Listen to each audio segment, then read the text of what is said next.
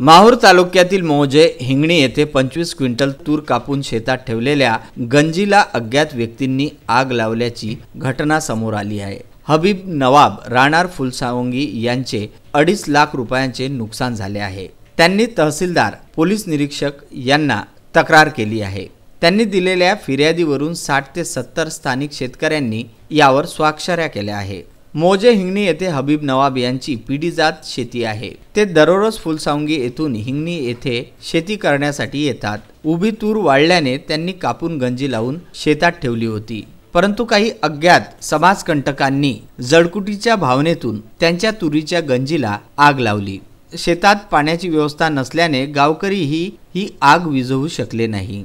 हबीब नवाब हे शेतात पोहोचेपर्यंत सर्व तुरीच्या पेंड्या जळून खाक झाल्या होत्या। उपस्थित गावकऱ्यांनी ही आग कुणीतरी जळाऊ वृत्तीने लावल्याचा निष्कर्ष काढला असून याआधीही अशा घटना घडल्या असून त्या आरोपींना पोलिसांनी पकडले नसल्याने पुन्हा अशा घटना घडू नये यासाठी सरपंच उपसरपंचसह सर्व गावकऱ्यांनी नवाब यांना नुकसान भरपाई देत तात्काळ आरोपींना पकडण्याची मागणी वजा तक्रार निवेदनाद्वारे तहसीलदार व पोलीस निरीक्षक माहूर यांच्याकडे केली आहे। विदर्भ न्यूज करिता माहूर येथून संजय घोगरे, राजू दराडे, अनवर खिच्ची आणि कार्तिक बेहरे।